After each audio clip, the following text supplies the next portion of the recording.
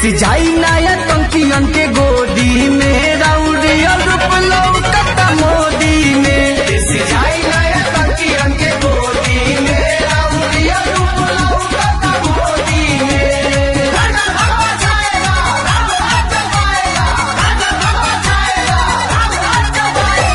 राजू लहरी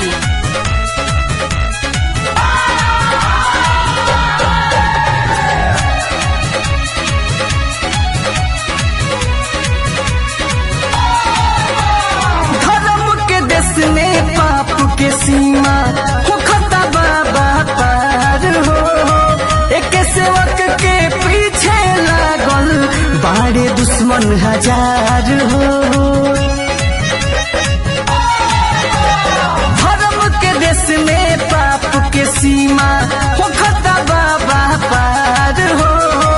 एगो सेवक के पीछे लागल बाड़े दुश्मन हजार हो। बतिया के रौरा बाबा कोइले बानी अमल देनी खिलाई रौरा कीचड़ में कमल।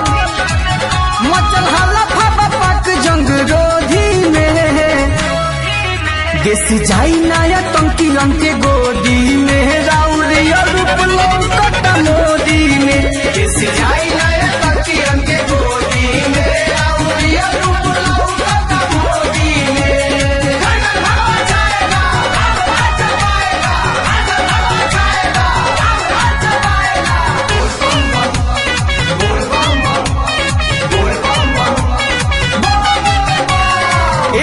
जन्म का जन्म जन्म तक यह चला बस देश हो। एक एक बतिया सच के लिखले रूपेश अखिलेश हो।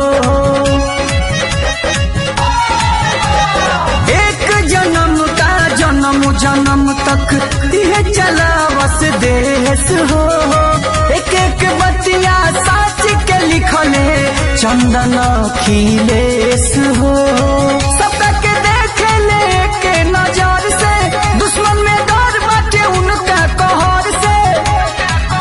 बट गावेले विकास सोधी सोधी के। देश जाई नया टंकियन के गोदी में राउरिया रूप लौकता मोदी में। देश जाई नया टंकियन के गोदी में राउरिया रूप लौकता मोदी में। एगो के पीछे सब लोग लागल बाटे न्याय दिलावे खातिर देश जागल बाटे। एगो के पीछे सब लोग लागल बाटे न्याय दिलावे खातिर देश जागल बाटे। खलबली मचल बा विरोधी में। देश जाई नया टंकियन के गोदी में राउरिया रूप लौकता मोदी में। देश जाई नया टंकियन के गोदी में राउरिया रूप लौकता मोदी में। राजू लहरी।